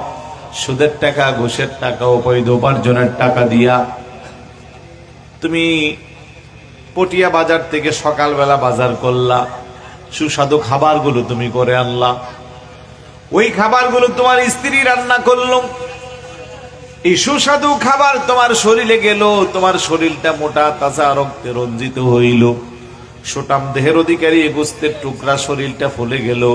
তোমার এই মোটা তাজা শরীরের জন্য অধিক উপযুক্ত স্থান হইল জাহান্নামের আগুন। তোমার এই মোটা তাজা শরীর কোনদিন আল্লাহর জান্নাতে প্রবেশ করবে না। চিৎকার করে বলে নাউজুবিল্লাহ। কিসের জন্য এত বাহাদুরি? কিসের জন্য এত কিছু করবেন? এই মোটা তাজা শরীর যদি পরকালে জাহান্নামে যা, এই দুনিয়াতে এসির ভিতরে থাইকে কোনো লাভ আছে? কারণ পরকালের তুলনা এই 50, 60, 70, 80, 90 বছর মাত্র কয়েক সেকেন্ডের সমান। তো কয়েক সেকেন্ডে আরামে থাইকা লম্বা বছরের পর বছর যদি আগুনে পুড়েন, তাহলে আপনার চেয়ে আমার চেয়ে বোকা মানুষ আর কেউ আছে নাকি? চিন্তা করবেন। কষ্ট করে উপার্জন করেন, খান, সুদের টাকা দিয়া 5 বছরে বড়লোক হইয়া বাড়িতে বিল্ডিং ওঠানোর কোনো দরকার নাই। তো কষ্ট করে উপার্জন করে হালাল পন্থায় চলে 20 বছরে বড়লোক হন, কোনো সমস্যা আছে? বড়লোক হওয়া কি ফরজ? হাজার হাজার কোটি টাকার মালিক হওয়া কি বাধ্যতামূলক? ইজ্জত সম্মান নিয়া হালাল পন্থায় আল্লাহ আল্লাহর রাসূলকে সন্তুষ্ট করে চলতে যে পারে, সে হলো পৃথিবীর শ্রেষ্ঠ মানুষ। আরেকজনের হক নষ্ট কইরা, চুরি কইরা, ডাকাতি কইরা, সন্ত্রাসী কইরা, চাঁদাবাজি কইরা 5 তলা 10 তলা 1 কোটি টাকার গাড়িতে চললে কি লাভ হবে? যে সাময়িক ফায়দা। আপনি মানসিকভাবেও দেখবেন যন্ত্রণায় কাতরাচ্ছেন। আপনি যখন আমাকে মাইরা 5 কোটি টাকা নিবেন, 5 লক্ষ টাকা নিবেন, 5,000 টাকা নিবেন, আপনার একটা বিবেক বলতে একটা কথা আছে, ওই বিবেক আপনারে মুহূর্তে মুহূর্তে নাড়া দিবে যদি কাজটা ভালো করিস। কথা বলেন ঠিক না? তাহলে একটু আসুন আমরা পরিবর্তন হই। ইন্নাস সালাতা তানহা আনিল ফাহশাই ওয়াল মুনকার। নামাজ মানুষকে যাবতীয় অশ্লীল বেহায়াপনা কাজ থেকে দূরে রাখে। এখন নামাজি ব্যক্তি নামাজ খায় সুদের ব্যবসা করে, নামাজ উপরে ঘুষও খায়, নামাজ উপরে জানা বেবিচার করে, নামাজ উপরে মিথ্যা কথা বলে, নামাজ উপরে রাতের বেলায় মদের আসরে বসে, নামাজ উপরে ইয়াবা ব্যবসা করে, নামাজ উপরে কেসিনো ব্যবসা করে, তাইলে বোঝা গেল এই নামাজ আল্লাহর দরবারে কবুল হয়? এটা জাস্ট একটা আনুষ্ঠানিকতা। আর এই আনুষ্ঠানিকতা যুগ যুগ ধরে ছিল, আছে, কিয়ামত পর্যন্ত থাকবে। মুনাফিকরাও নামাজ পড়েছে। আল্লাহ বলে, ইন্নাল মুনাফিকিনা ইখাদিউনা আল্লাহ ওয়া হুয়া খাদিউহুম ওয়া ইযা কামু ইলাস সালাতি কামু কুসালা ইরাউনা আন-নাস ওয়া লা ইয়াযকুরুনা আল্লাহ ইল্লা কলিলা। নিশ্চয়ই মুনাফিক যারা, তারা চায় আল্লাহকে ধোঁকা দেওয়ার জন্য, আল্লাহকে না, সেই ধোঁকার মধ্যে তারা নিজেরাই পড়ে। হুয়া খাদিউহুম ওয়া ইযা কামু ইলাস সালাত কামু কুসালা। তারা যখন নামাজে দাঁড়ায়, সেই নামাজে তারা আল্লাহর জন্য নামাজ পড়ে না, একাগ্রচিত্ততা থাকে না। ইরাউনান নাস, মানুষকে দেখানোর জন্য তারা নামাজ পড়ে। ওয়ালা ইয়াজকুরুনাল্লাহা ইল্লা কলিলা, সেই নামাজে আল্লাহর জিকির থাকে না। বড় করে বলি নাউজুবিল্লাহ। এই জন্য নামাজ পড়ার পরেও মুনাফিক যারা, তাদের ঠিকানা কোথায়? আল্লাহ বলে ইন্নাল মুনাফিকিনা ফিদ দারকিল আসফালি মিনান নার, মুনাফিকদের ঠিকানা হবে জাহান্নামের সবচেয়ে নিকৃষ্ট স্থানে। বড় করে বলি নাউজুবিল্লাহ। এই জন্য নামাজই দেখলে শুধু দৌড়াতে যাবে না, নামাজ পড়লেই শুধু নামাজ কবুল হবে না। নামাজ কবুল হওয়ার জন্য আগে উপার্জনকে হালাল করতে হবে, আর উপার্জন হালাল করতে গেলে আপনাকে সতনিষ্ঠ একনিষ্ঠ মানুষ হতে হবে। কথা কোন ঠিক কিনা? আল্লাহর নবী বলে মানিশ তারা সাওবান বিআশারাতি দিরহিম وفيه درهم واحد حرام لم يقبل الله ما دام عليه الصلاة। উম্মত 10 টাকা দিয়ে তুমি কাপড় ক্রয় করলা, 9 টাকা হলো তোমার গামের বেজা পরিশ্রম হালাল, আর একটা মাত্র টাকা হইল হারাম। ওই 1 টাকা 9 টাকার সাথে মিশে এখন 10 টাকা পড়াটাই হারাম। আর এই কাপড় পইরা তুমি যতই নামাজ পড়বা, আমার আল্লাহ তোমার কোনো নামাজ আল্লাহর দরবারে কবুল করবে না। বড় করে বলি নাউজুবিল্লাহ। কত মানুষ এই সমাজে আছে, ভাইয়ের হক নষ্ট করেছে, প্রতিবেশীর হক নষ্ট করে, ক্ষমতার বলে নিরীহ মানুষের হক নষ্ট করে। আছে না ভাই? এগুলো কি শুধু নামাজ পড়লেই কবুল হবে? বিল্ডিং বানাইছে, নামি দামি ঘর উঠাইছে, পাশের বাড়ির মানুষটা দুর্বল, দিনে আনে দিনে খায়, 4-5টা কন্যা সন্তান, গরিব মানুষ, অসহায় মানুষ, আস্তে আস্তে জমি বাড়ি ঠেললা তার সীমানার ভিতরে ঢুকাইছে, ঘর উঠাইয়া বৃষ্টির পানিটা তার বাড়িতে ছেড়ে দিচ্ছে, কিংবা তার বাড়ি থেকে রাস্তায় যেতে লাগে 30 সেকেন্ড, দেওয়াল দিয়া তার কাটা দিয়া বেড়া দিয়া ব্লক করে দিছে। অসহায় মানুষটা এখন রাস্তা থেকে 5 মিনিট ঘুরে ওই দিক দিয়া তার বাড়িতে যায়। আর যিনি এই কাজটা করছে উনি এলাকার খুব নামি দামি মানুষ, হাজী সাহেব। বলেন কি সাহেব? হাজী সাহেব, দানবীর মানুষ, দান করে 5 ওয়াক্ত মসজিদে এসে নামাজ পড়ে, মসজিদের মুতাওয়াল্লি, সভাপতি। এখন বলেন তো আল্লাহর দরবারে নামাজ কবুল হবে নি? আল্লাহ যে বলতেছে লা ইয়ারহামুল্লাহ মান লাম ইয়ারহামুন নাস, যে মানুষকে দয়া করে না আমি আল্লাহ তার প্রতি দয়াশীল হই না, দয়া করি না। তাহলে ইবাদত বন্দিগি শুধু করলেই হবে না। ওই যে ন্যায় পরায়ণ আর সততা, এই পয়েন্টের কথাগুলো বলার জন্য এত কিছু বলা। আজকে দেখেন যারা ক্ষমতায় বসে, দায়িত্বশীল যারা হয়, তারা যদি একটু করে ইসলামকে বুকে লালন করত, আল্লাহর হাবিবের জীবন আদর্শের একটু যদি তারা বাস্তব জীবনে প্রয়োগ করত, এই সমাজটা আলোকিত হতো, তাতে কোনো সন্দেহ নাই। এখন যিনি দায়িত্বশীল উনি নামাজ পড়ে না, যিনি দায়িত্বশীল উনি মদের বারের ব্যবসা করে, যিনি দায়িত্বশীল উনি ক্যাসিনোর গডফাদার, যিনি দায়িত্বশীল উনি ইয়াবার গডফাদার, যিনি দায়িত্বশীল ওনার কাছেই সন্ত্রাস বাহিনী, চাঁদাবাজি, চুরি, ডাকাতিকারী যারা আছে সব লালন পালন করে। তাইলে উনি নিজেই ভালো না, তাইলে রাষ্ট্র কিভাবে ভালো হবে? কথা কি বুঝাইতে পারলাম? তাইলে এই জিনিসগুলো আপনাকে মাথায় রাখতে হবে। বলে সমাজের সব খারাপ, আমি এখন কি করব? তাহলে আপনিও কি খারাপ হয়ে যাবেন? না ভাই, সমাজের সব খারাপ, আপনি একজন আপনার ভালো পথে থাকেন, অন্তত আপনাকে দেখে আরেকজন ভালো হবে, ওনাকে দেখে আরেকজন ভালো হবে, ওনাকে দেখে আরেকজন ভালো হবে। একটা সময় সমাজটা বদলায়া যাবে। আজ বলে সব খারাপ, আমি কি করব? তাইলে আপনিও তো সবার মতো হয়ে গেলেন। তাহলে এই জমিন টিকবে কি করে? কেউ না কেউ তো ভালোর দায়িত্ব নিতে হবে। কারণ যেখানেই যুগ যুগ ধরে যতই কাফের মুশরিক বেঈমানরা যখন যে এসেছে, আল্লাহ তার বিপরীত পক্ষ পাঠাইছে কিনা? যেখানে ফেরাউন সেখানে মুসা, যেখানে নমরুদ সেখানে ইব্রাহিম আলাইহিস সালাম, যেখানে আবু জাহেল, উতবা, সাইবা, গোটা আরব জাতি অন্যায়, অবিচার, জুলুম, নির্যাতনে, নিপীড়নে নিষ্পেষিত হয়েছিল, ঠিক তখনই গোটা পৃথিবীবাসী মানুষের জন্য আল্লাহ সুবহানাহু ওয়া তাআলা আপনার নবী আমার নবীকে রহমত করে পাঠিয়েছে।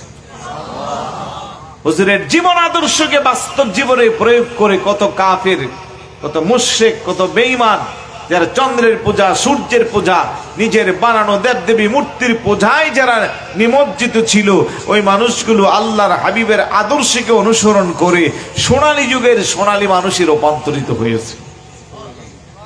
ভালো বলবেন না? এই জন্য নামাজ যদি নামাজের মতো পড়া হয়, একাগ্র চিত্ত যদি নামাজের মধ্যে থাকে, অটোমেটিক তার মধ্যে পরিবর্তন আসবে। তাকবীরে উলার সাথে 40 দিন যখন কোন একজন আল্লাহর বান্দা একমাত্র আল্লাহ আল্লাহ রাসূলকে খুশি করার জন্য নামাজ পড়ে, তার মধ্যে এমন একটা পরিবর্তন আসবে, সে আমার আল্লাহর প্রিয় বান্দা হিসেবে রূপান্তরিত হবে। সুবহানাল্লাহ। এই সমাজে যার সবচেয়ে বেশি পয়সা আছে তার মর্যাদা আমাদের কাছে বেশি, যার জনবল বেশি, যার পিছনে মানুষ বেশি ঘুরে তার মর্যাদা আমাদের কাছে বেশি, যার জনসম্পদ বেশি, তার বস্তি, যার গোষ্ঠী বড়, তার মর্যাদা আমাদের কাছে বেশি। অমুক সাহেব এলাকা আসলে সবাই খুশিতে আত্মহারা, তমুক সাহেব এলাকায় আসলে সবাই খুশিতে আত্মহারা। কিন্তু আমার আল্লাহ করে বান্দা, কার কত হাজার কোটি টাকার মালিক আমি সেইগুলো দেখার টাইম নাই, কার শিক্ষা দীক্ষা কত বেশি আমি সেইগুলো দেখার টাইম নাই, কার বংশীয় মর্যাদা কত বেশি, জনবল কার পিছনে কত বেশি, আমি এগুলো দেখি না। আল্লাহ আপনি কি দেখেন? আল্লাহ কো ইন্না আকরামাকুম ইনদাল্লাহি আতকাকুম, যার তাকওয়া যত বেশি আমি আল্লাহর কাছে তার মর্যাদা তত বেশি। সুবহানাল্লাহ। তাকওয়াশীল বান্দা এবার রিস্কাওয়ালাও হতে পারে, ঠেলা গাড়িওয়ালাও হতে পারে, সমাজের সবচেয়ে কম দামি মানুষও হতে পারে, তাতে কিছু আসে যায় না। আল্লাহর কাছে তার মর্যাদা বেশি। আপনি ভাবতেছেন আপনার 2 তলা বাড়ি আছে, আপনি 500 পটিয়া শহরে আপনার বিল্ডিং আছে, মার্কেটে দোকান আছে, আপনি গাড়ি আছে, এলাকায় অনেক জাঁকজমক নিয়ে আছেন, কিন্তু আপনি যারে তুচ্ছ তাচ্ছিল্য করতেছেন ওই ব্যক্তির মর্যাদা এমনও হতে পারে আল্লাহর কাছে আপনার চেয়েও আমার চেয়ে অনেক বেশি। এই জন্য কোনো মানুষকে কখনো ছোট করে দেখতে নাই। আমার কাছে মনে হচ্ছে সেরা কাপড় পরা, পকেটে টাকা নাই, খাবার নাই, কাপড়গুলো এলুমেলু, ধুলা মিশ্রিত অবস্থায়, সুতরাং তারা তুচ্ছ তাচ্ছিল্য করে বকা দিলাম, ধাক্কা দিয়ে ফেলে দিলাম, হাত উঠায় ফেললাম না। ভাই, এটা করার কোনো অধিকার আপনার আমার নাই। আপনার আমার দৃষ্টিতে লোকটা এমন হলেও হতে পারে আল্লাহর আদালতে আমার চেয়েও আপনার চেয়েও তার মর্যাদা অনেক বেশি। ওমর ইবনুল খাত্তাব রাদিয়াল্লাহু তাআলা গোটা পৃথিবীর অর্ধেক রাষ্ট্রের যিনি রাষ্ট্রপ্রধানের দায়িত্ব পালন করেছেন, ঘুমাইতেন কই? বালির মধ্যে। রাষ্ট্র ঘুরে ঘুরে দেখতো, গাছতলায় ছলা বিছাইয়া পাটি বানাইয়া ঘুমাইতো। রাষ্ট্রের প্রধান, রাষ্ট্রের প্রজাদের কাছ থেকে খবর নিত। একদিন যায় দেখতেছে এক মহিলার চুলায় 3 দিন আগুন জ্বলে না। মহিলা মন্দ বলতেছে, এমন এক ব্যক্তি আমাদের রাষ্ট্রের প্রধান হলো, আমার ঘরে যে 3 দিন আগুন জ্বলে না, ওনার কোনো খোঁজ খবরও নাই। কিছুক্ষণ পরে হযরত ওমর আটার বস্তা নিজে কাঁধে করে ওই বাড়িতে না হাজির। সুবহানাল্লাহ বলবেন না? বলতেছে আপনি কে? আমি এই রাষ্ট্রের একজন সাধারণ খাদেম, আমার নাম হযরত ওমর। মহিলা থরথর করে কাঁপতেছে, কারণ ওমরের নাম শুনলে শয়তানও ভয় পায়। ওই ওমর ফারুক রাদিয়াল্লাহু তাআলা আনহু, যিনি অর্ধ জাহানের রাজ্যের রাষ্ট্রপ্রধান, নিজে কাঁধে করে আটার খামির বা আটার বস্তায় না প্রজাদের ঘরে পৌঁছে দিছে। সুবহানাল্লাহ বলবেন না? আর আমাদের রাষ্ট্রপ্রধান বা আমাদের দায়িত্বশীল যারা, তাদের কি অবস্থা?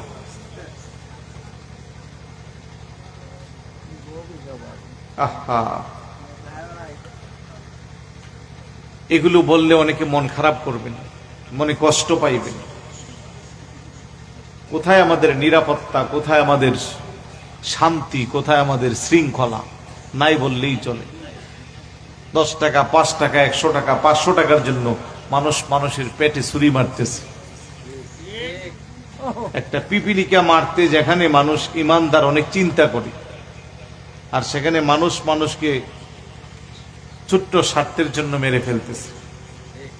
এমন কোন দিন নাই যে কয়েকজন মানুষ মারা যাচ্ছে না, ঠিক না?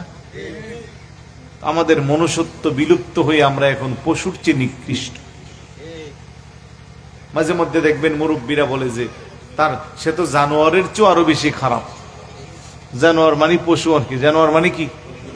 অথচ আল্লাহ বলতেছে লাকাদ খালাকনাল ইনসানা ফি আহসানি তাকওয়িম ওয়া লাকাদ কাররামনা বানি আদম। আমি সবচেয়ে সম্মানিত করে বনি আদমকে সৃষ্টি করেছি, যাদেরকে আমি সুন্দর অবয়ব দিয়া সৃষ্টির সেরা বানাইছি। সুবহানাল্লাহ। আল্লাহ আপনারা আমারে পছন্দ করে সবচেয়ে দামি বানাইছে। পশু পাখির কোনো হিসাব নাই, পশু পাখির কোনো আল্লাহর আদালতের দাঁড়াতে হবে না। ওমা খলাকতুল জিন্না ওয়াল ইনসা ইল্লা লিয়াবুদুন। আল্লাহ মানব জাতি আর জিন জাতিকে আমি আমার ইবাদতের জন্য বানিয়েছি। ভাই, হাতিরে তো আল্লাহ সৃষ্টির সেরা বানান নাই, সৃষ্টির সেরা বানাইছে আপনারে, সৃষ্টির সেরা বানাইছে আমারে। বিশাল দেহের অধিকারী দিয়া যদি সৃষ্টির সেরা বানাইতো তাইলে হাতি তো হইতো, ঠিক না? একটা হাতির ওজন কত? এক বেলা তার খাবার লাগে 20-30 কেজি, আর 20 কেজি খাবার হইলে আপনার চলে যা 2 মাস। কিন্তু আল্লাহকে আমি সৃষ্টির সেরা হাতিরে বানাই নাই, সৃষ্টির সেরা বানাইছি আমার মানুষকে। সুবহানাল্লাহ বলবেন না? শক্তি দিয়া যদি আল্লাহ সৃষ্টির সেরা বানাইতো তাইলে কিন্তু হাতি হইতো। কারণ হাতির কেমন শক্তি, হাতি চাইলে গাছটাকে মুহূর্তের মধ্যে উঠাইয়া ফেলতে পারে, ধাক্কা দিয়া দেওয়াল ভাঙতে পারে। আপনি আমি পারবো? আওয়াজে বোঝা যায় আপনারা পারবেন। ঘুমাচ্ছেন অনেকে, আপনারা সর্বোচ্চ ঝগড়া লাগিয়ে একজনের নাক আর একজনের ফাটাইয়া রক্ত বাইর করতে পারে, আর হাতি চাইলে গাছ উঠাইয়া ফেলতে পারে। মনে রাখবেন, হাতির শক্তি এক জায়গা, তার দেহে আপনার শক্তি 3 জায়গা। সুবহানাল্লাহ বলবেন না? দেহের শক্তি হাতির সাথে তুলনা করলে আপনার নাই বললেই চলে। তার চেয়ে বড় শক্তি হলো আপনার ব্রেইনের শক্তি। মাইক কে আবিষ্কার করলো? ব্রেইন। বলেন না কে? ক্যামেরা, ঘড়ি, মোবাইল, এই সব কিছু ব্রেইনের আবিষ্কার। উপরে বিমান চলে, ব্রেইনের আবিষ্কার। বিমান চলে, পাইলট নাই, টিপ্পা রকেট দিয়া চালা। ওই কোথায় ফিলিস্তিন আর কোথায় ইসরায়েল বোমা নিয়ে মারে। এগুলো কিসের শক্তি? এই ব্রেইনের শক্তি পৃথিবীর সব মানুষকে আল্লাহ পাক দিয়েছে। তবে ইমানদার মুসলমানদের ব্রেইনের শক্তির চেয়ে আরেকটা শক্তি আছে। সুবহানাল্লাহ বলবেন না? ওই শক্তিটা হলো কলবের শক্তি। আল্লাহর নবী বলেন, আলা ইন্না ফিল জাসাদি মুদগাতুন ইদা সালাহাত সালাহাল জাসাদু কুল্লুহু ওয়া ইদা ফাসাদাত ফাসাদাল জাসাদু কুল্লুহু আলা হিয়া কলব। বড় করে বলি সুবহানাল্লাহ। ইন্না ফিল জাসাদি মুদগাতুন ইদা সালাহাত। বাম স্তনের ঠিক 2 আঙ্গুল নিচে এই জায়গায় একটা গোশতের টুকরা আছে। এটা যদি পরিষ্কার থাকে, বিশুদ্ধ থাকে, সালাহাল জাসাদু কুল্লুহু, তাহলে মানুষের সমস্ত বডিটা পরিষ্কার থাকে, সুস্থ থাকে। সুবহানাল্লাহ। আর যখন এই গোশতের টুকরাটা নষ্ট হয়ে যায়, সমস্ত শরীরটা তখন নষ্ট হয়ে যায়, তখন মানুষের মানুষ থাকে না, তখন ওই মানুষকে পশুর সাথে তুলনা করা হয়, ঠিক না? আর এটা কখন নষ্ট হয়? যখন মিথ্যা কথা বলে, গীবত করে, চুগলখড়ি করে, অন্যায় করে, চুরি করে, ডাকাতি করে, সুদ খায়, ঘুষ খায়, মদ খায়, জুয়া খায়, বেবিচারের মধ্যে লিপ্ত হয়, তখনই গোশতের টুকরাটা নষ্ট হয়ে যায়। হালাল হারাম মেনে আল্লাহ রাসূলের জীবন মোতাবেক যদি জান্নাত জীবন চালায়, তখন তার গোশতের টুকরাটা নষ্ট হয় না। আর এই পরিষ্কার গোশতের টুকরা, এই কলবটা যখন পরিষ্কার থাকে, আর বান্দা যখন এই বড়লিয়া এই এলাকার মধ্যে তার বাঙ্গা করে তাহাজ্জুদের মুসল্লায় উঠে যখন সিজদা থেকে মাথাটা উঠাইয়া আল্লাহরে আল্লাহ বলে ডাক দেই, তার ভাঙ্গা ঘরের ডাকের পরিধি, প্রশস্ততা, ব্যাপকতা আল্লাহর আরশ আজিম পর্যন্ত পৌঁছে যায়। আল্লাহু আকবার।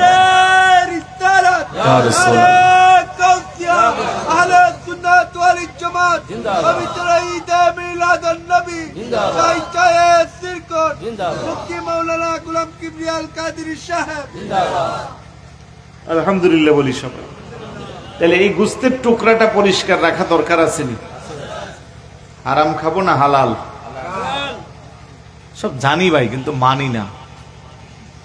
মিথ্যা বলা যাবে না, ঘুষ খাওয়া যাবে না, সুদ দেওয়া যাবে না, গীবত করা যাবে না, অন্যের হক নষ্ট করা যাবে না, চুরি করা যাবে না, ডাকাতি করা যাবে না, জেনা ব্যভিচারে লিপ্ত হওয়া যাবে না। এগুলো জানার পরেও করি, শয়তানের ওয়াসওয়াসায় পড়ি। এইগুলো যদি আমরা মানতে পারি তাহলে সত্যিকারের মানুষ হব। এই যে গোস্তের টুকরার কথা বললাম, হাদিস শরীফে আসছে এটার রং হলো সাদা। একটা একটা গোনা করলে একটা স্পট পড়ে। একটা সময় এটা খয়ারের মতো, পান খায় যে মুরব্বীরা খয়ার বলে না আপনাদের এদিকে, একেবারে কুচকুচে কালো হয়ে যায়। আর যখন কালো হয়ে যায় তখন পুরা বডিটাই নষ্ট হয়ে যায়। এই যে মোবাইলের ভিতরে ব্যাটারি আছে না, ব্যাটারির পাওয়ার গেলে নষ্ট হয়ে গেলে গোটা এই মোবাইলের আর কোনো দাম আছে? ঠিক একইভাবে বনি আদমের কলব, এটা যখন নষ্ট হয়ে যায় তখন তার মনুষ্যত্ব ঠিক থাকে না, যে মানুষ হয়েও পশুর চেয়ে নিকৃষ্ট হয়ে যায়। খারাপ লাগতেছে আপনাদের? বিরক্ত হচ্ছেন? এই যে অনেকগুলো কথা বললাম, বুঝতে অসুবিধা হচ্ছে নাকি? আমার বিষয়ের শেষের অংশ হলো মুসলিম নেতা নির্বাচনের ক্ষেত্রে সাধারণ মানুষের করণীয়। মুসলিম নেতা নির্বাচনের ক্ষেত্রে আপনার আমার সাধারণ মানুষের করণীয়। এখন আপনি যদি ভালো মন্দ, খারাপ ভালো, যোগ্য অযোগ্য নির্বাচনের যোগ্যতার মাপকাঠি আপনার থাকে তাহলে আলহামদুলিল্লাহ। না থাকলে আপনি ভালো মানুষের শরণাপন্ন হবেন। আপনি খতিব সাহেব বুঝুন না, মৌলানা ইকরামুল হক আল কাদেরী এই মসজিদের কি খতিব। আপনি যদি কল্পনা জল্পনার জগতে না পারেন, তাহলে উনি যেহেতু একজন সুন্নি আলেম, আপনিও যেহেতু সুন্নি মানুষ, তাইলে আপনি ওনার শরণাপন্ন হতে পারেন যে খতিব সাহেব হুজুর, নির্বাচনে আমি কারে ভোট দিব, যোগ্য প্রার্থীকে আমি বুঝতেছি না। তাহলে আপনার চেয়ে আমার হুজুরের ধারণা আর একটু বেশি থাকবে। একবারে ভালো তো আর পাওয়া যাবে না, মন্দের ভালো হলেও কি পাওয়া যাবে? কথা বলেন ঠিক না? আপনি দেখবেন কোন মানুষটা আল্লাহওয়ালা, কোন মানুষটা নামাজি, তার ব্যাকগ্রাউন্ডের কার ভালো, চুরি ডাকাতি সন্ত্রাসী এই ধরনের খারাপ কাজে তার সম্পৃক্ততা নাই। এখন দেখা গেল এমন এক প্রার্থী আপনার সামনে দাঁড়াইলো যার 42টা মামলা আছে, সে বড় সন্ত্রাসী, এই পর্যন্ত 20-30 জনকে খুন করছে। এখন আপনি যদি মনে করেন সে ভালো, তাহলে বুঝতে হবে আপনার বিবেক আপনাকে খারাপ পথে ধাবিত করতেছে। আপনার জলজ্বলন্ত আপনার চোখের সামনে একজন নামাজি আছে, আবার শুধু নামাজি দেখলে হবে না, টুপিওয়ালা, পাগড়িওয়ালা, জুব্বাওয়ালা বহুত আছে যারা এখন কোরআন হাদিসের অপব্যাখ্যা করতেছে বুটের জন্য, আছে না নাই? আবার তাদের কাছে গেলে হবে না। যেমন এক ব্যক্তি বলতেছে কবরের প্রশ্ন কটা? 3টা। আমার রব্বুকা ওমান নবিয়ুকা ওমা দীনুকা ওমান নবিয়ুকা, যেটাকে আমরা বলি ওমা কুনতা তাকুলু ফি হাক্কি হাদা রাজুল আল্লাযী বুইসা ফীকুম।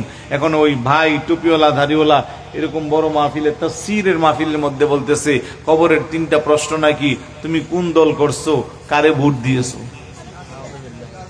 নাউজুবিল্লাহ বলুন না, আর একটু জোরে বলুন না নাউজুবিল্লাহ। আমার মুরব্বী তো খবর আছে, ভালো দেখা যায়।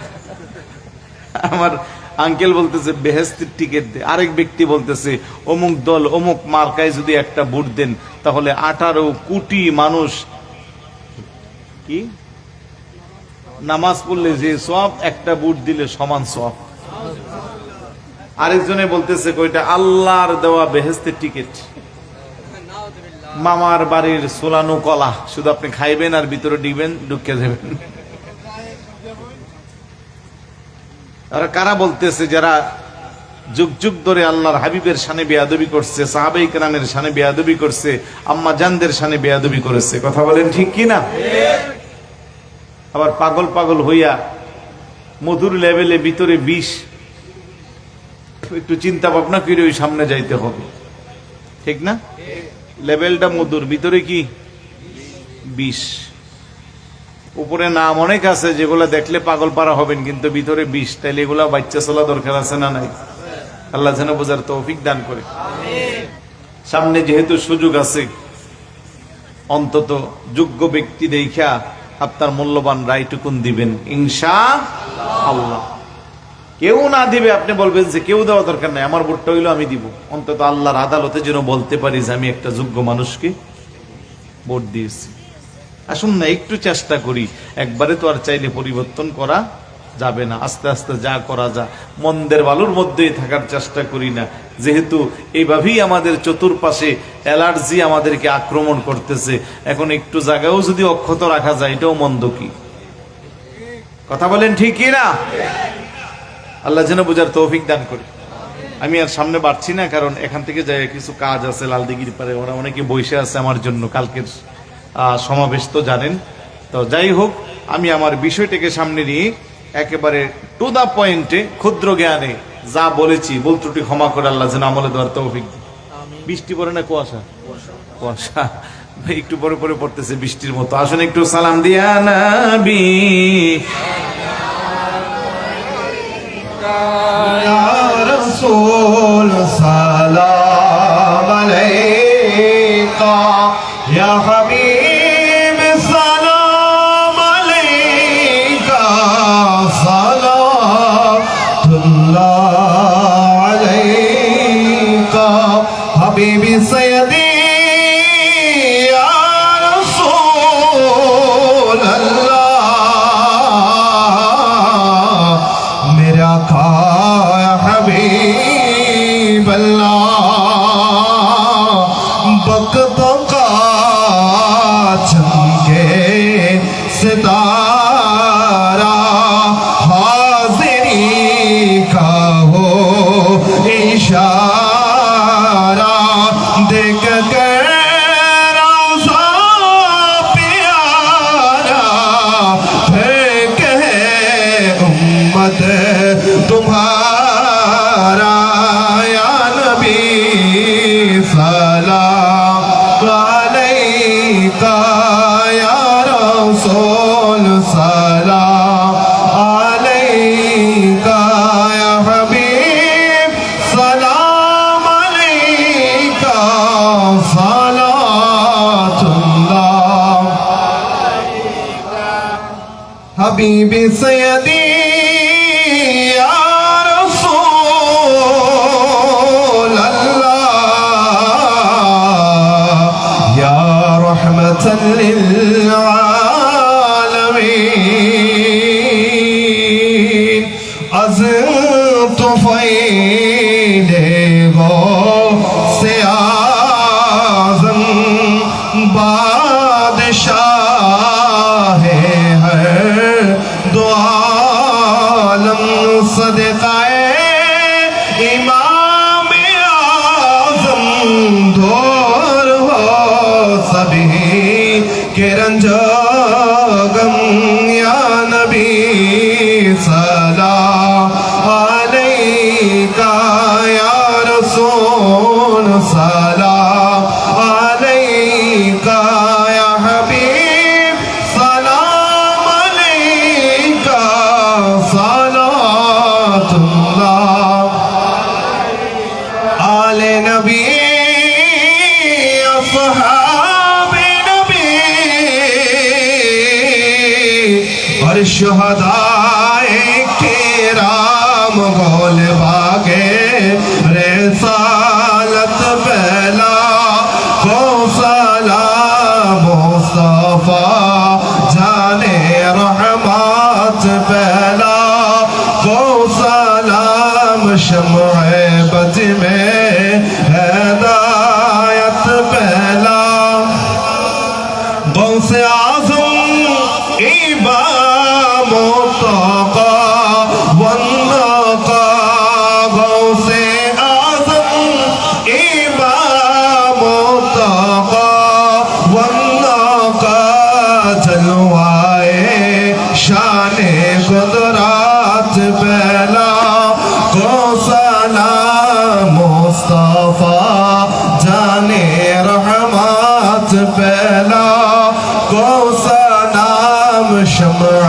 बच में हैदायत पहला को सलाम बानिए जामिया कुतुबुल औलिया के बिला सैयद अहमद शाह मुर्शिदी हजरत के बिलाते अब शाहदियाने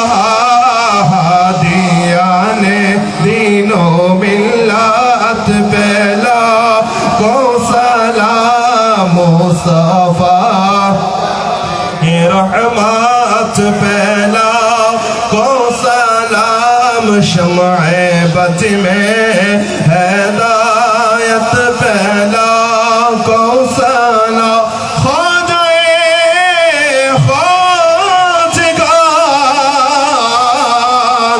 ख्वाजा गरीब नवाज मुश्किल कुशा हाजत रवा गौसुल आज़म बंदार आला हज़रत सदरुल फाज़िल और अल्लामा गादी शेर बंगला जिनके घर घर आदा सुन्नते मुस्तफा ऐसे पीरे तरीक़त पहला को सलाम मुस्तफा जाने रहमत पहला को सलाम शम्अ बज में हैदायत पहला को सलाम या इलाही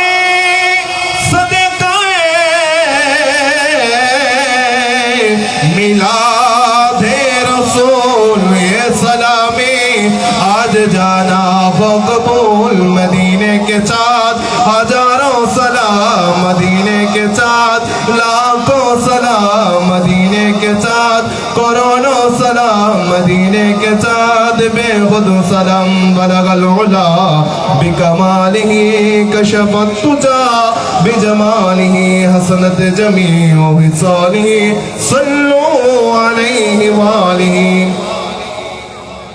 জিয়ারত উপলক্ষে একবার আলহামদুলিল্লাহ শরীফ এবং সূরা ইখলাস এবং কয়েকবার দুরূদ শরীফ পড়ুন আউযুবিল্লাহি মিনাশ শাইতানির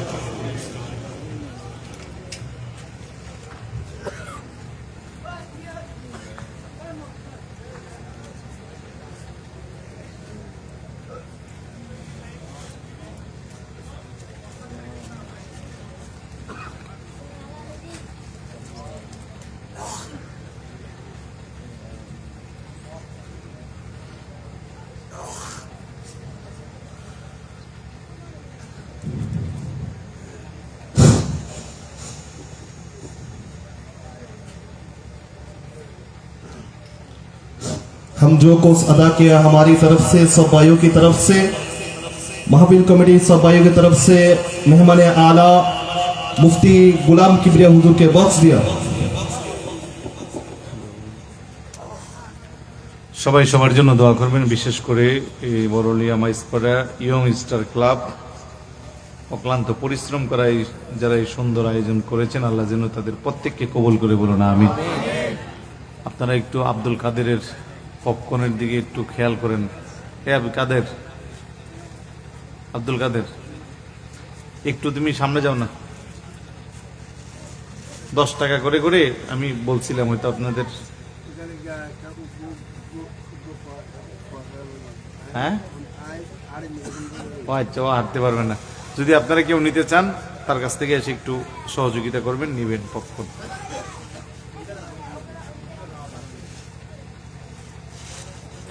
ওই খুচরাগুলো অথবা ওই ভাইয়ের কাছে দাও, উনি ইয়ে করে দিবেন।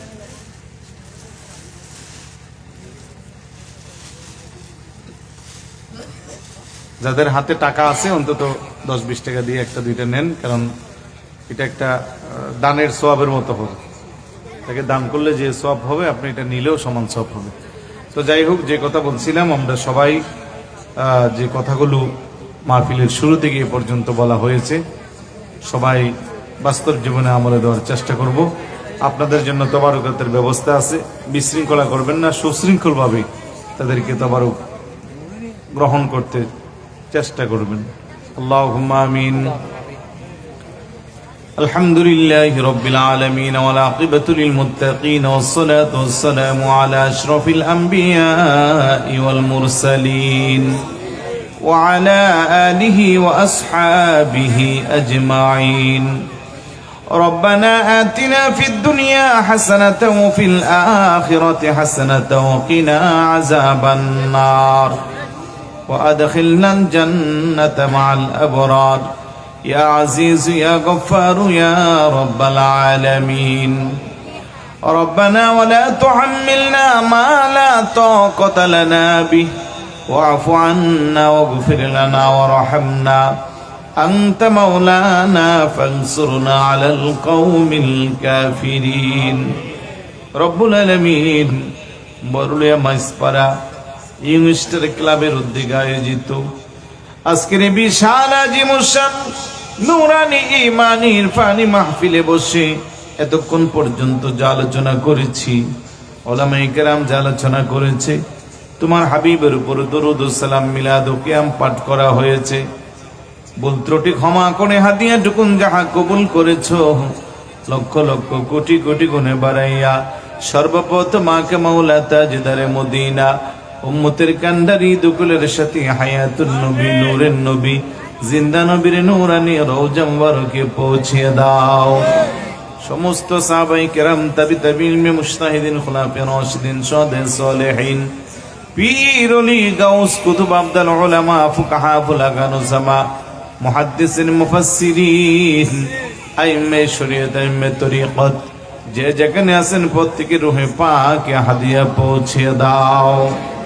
রব্বুল আলামিন পীরানি পীর দস্তগীর মাহবুব সুবহানী কুতুবে রব্বানী পীর মীর শেখ সৈয়দ আব্দুল কাদের জিলানী রাদিয়াল্লাহু তাআলা দরবারে পৌঁছে দাও। খাজা রাজা হিন্দুস্তান খাজা মাইনুদ্দিন চিশতি আজমি রাদিয়াল্লাহু তাআলা দরবারে পৌঁছে দাও। খাজা খলিফা শাহ জিলান খাজা আব্দুর রহমান চৌরুবি কুতুবুল আউলিয়া বানিয়ে জামিয়া সৈয়দ মুর্শিদ সিরিকুঠি বানিয়ে জশ্নে জুলুস ঈদ মিলাদুন নবী সাল্লাল্লাহু আলাইহি ওয়াসাল্লাম অবানিয়ে গাউসে কমিটি গাউসে জামান মুর্শিদ বরহক হাফেজ করি আল্লামা সৈয়দ মুহাম্মদ তৈয়ব শাহ রাহমাতুল্লাহ আলাইহি রূহে পাকে হাদিয়া পৌঁছে দাও। শাহজালালিয়া মুনিশা প্রানিয়া মুনশো 360 আউলিয়া চট্টগ্রামের 12 আউলিয়া গাউসুল আজম মেজ ভান্ডারী ইমাম শেরে বাংলা হযরত কিবলা কাবা বরহক সিলসিলার যত মাশায়েখ যে যেখানে আছেন প্রত্যেকের রূহে পাকে হাদিয়া পৌঁছে দাও। আল্লাহ ইয়ার মোহাম্মদ শেখ জিশা রাহমাতুল্লাহ রূহে পাকে হাদিয়া পৌঁছে দাও। আমরা যারা হাত উঠাইলাম জানি না কার জানে জনম দুঃখী মা নাই রে আল্লাহ, কার জানে জনম দরদি বাবা নাই, অনেকে হাত উঠিয়েছি মাও নাই বাবাও নাই। মা হারা সন্তানেরা যারা মায়ের কথা স্মরণ করলাম, বাবা হারা সন্তানেরা যারা বাবার কথা স্মরণ করলাম, জনম দরদি আব্বা আম্মার কবরটাকে তুমি জান্নাতের টুকরা বানিয়ে দাও। দাদা দাদি নানা নানি আত্মীয় স্বজন পিতৃবংশ মাতৃবংশ শ্বশুর শাশুড়ি যাদের অন্ধকার কবরে প্রত্যেকের কবরে হাদিয়া পৌঁছে দাও। আজকের মাহফিলকে সাজাইতে যাইয়া টাকা দিয়া পয়সা দিয়া বুদ্ধি দিয়া শ্রম দিয়া খাটনি দিয়া এত সুন্দর করে যারা সাজাইলো আজকের মাহফিল আমাদের সকলের জন্য তুমি নাজাতের ব্যবস্থা করে দাও। আল্লাহ কিয়ামত পর্যন্ত মাহফিলকে তুমি কায়েম আর দায়েম রাখিও। আল্লাহ বরুলিয়া মাইসপাড়া ইয়ংস্টার ক্লাবের প্রত্যেকটা সদস্য ভাইকে তুমি কবুল আর মঞ্জুর করে নাও। ইমাম হুসাইন রাদিয়াল্লাহু তাআলা আনহুর আদর্শের সৈনিক বানিয়ে দাও। আল্লাহ পর্দার অন্তরালের মা বোনেরা যারা হাত উঠাইলো প্রত্যেকটা মা বোনকে রাবিয়া বুসরির মতো ওলিয়া বানিয়ে দাও। খাতুনে জান্নাত মা ফাতেমা রাদিয়াল্লাহু তাআলা আনহার জিন্দেগি নসিব করো। আল্লাহ প্রবাসী ভাইয়েরা যারা তাদেরকে তোমার হাতে হাওলা করে দিলাম, তুমি তাদের জামিন আর জিম্মাদার হয়ে যাও। আল্লাহ বিশেষ করে যারা ব্যবসা করে ব্যবসার মধ্যে বরকত দাও, যারা চাকরি করে চাকরির মধ্যে প্রমোশন দাও, যারা অভাবে আছে অভাব দূর করে দাও, যারা ঋণগ্রস্ত ঋণ থেকে মুক্ত করে দাও। স্কুল কলেজ ইউনিভার্সিটি মাদ্রাসায় যারা অধ্যয়নরত যথাযথ জ্ঞান অন্বেষণ করার তৌফিক দাও। আমরা যারা হাত উঠাইলাম জীবনে একবার হলেও হজ্জে বাইতুল্লাহ জিয়ারতে মদিনা নসিব করো। আল্লাহ যারা দেখছে বারবার দেখার তৌফিক দাও। আল্লাহ আমি গুনাহগারের সাথে যোগ্য বিজ্ঞ উলামায়ে কেরাম হাত উঠাইলো, অত্র মসজিদের সম্মানিত খতিব সাহেব হুজুর হাত উঠাইলো। আল্লাহ যে কোনো দুটি হাতের ওসিলা করে আজকের মুনাজাতকে তুমি কবুল আর মঞ্জুর করে নাও। আল্লাহ আমাদের প্রতি খাস রহমার করম নাজিল করো। যা আলোচনা হয়েছে বল ত্রুটি ক্ষমা করে আমাদের প্রত্যেককে বাস্তব জীবনে আমলে দেওয়ার তৌফিক দাও। জীবনে একবার হলেও হজ্জে বাইতুল্লাহ জিয়ারতে মদিনা নসিব করো। রব্বানা ওয়ালা তুহাম্মিলনা মা লা তাকাতা লানা বিহি ওয়া'ফু আন্না ওয়াগফির লানা ওয়ারহামনা আনতা মাওলানা ফানসুরনা আলাল কওমিল কাফিরিন। রব্বি জাআলনি মুকিমাস সালাতি ওয়া মিন যুররিয়্যতি রব্বানা ওয়া তাকাব্বাল দুআ রব্বানা ইগফিরলি ওয়া লিওয়ালিদাইয়া রব্বিরহামহুমা কামা রব্বায়ানি সগীরা। আল্লাহ আমাদের মাঝে অনেকে অসুস্থ, তাদেরকে শিফা দান করে দাও। আল্লাহ কার মনে কি নেক তামান্না তোমার জানার বাকি নাই, প্রত্যেকের মনের অনেক ফরিয়াদকে তুমি কবুল আর মঞ্জুর করো। বাংলাদেশের প্রতি খাস রহমার করম নাজিল করো। আগামীকাল লালদিঘির পারের মহা সমাবেশকে তুমি কবুল আর মঞ্জুর করে নাও। প্রত্যেককে ঈমানি দায়িত্ব নিয়ে উপস্থিত হওয়ার তৌফিক দাও। সাল্লাল্লাহু তাআলা আলান নবিয়্যিল কারীম ওয়া আলিহি ওয়া আসহাবিহি ওয়া আহলি বাইতিহি আজমাইন ওয়া সালামুন আলাল মুরসালিন ওয়ালহামদুলিল্লাহি রাব্বিল আলামিন। মরণের কালে মোদের পাপী জবানে মধুর কালমা জারি করে দিও, লা ইলাহা ইল্লাল্লাহু মুহাম্মাদুর রাসূলুল্লাহ। আসসালামু আলাইকুম ওয়া রাহমাতুল্লাহ।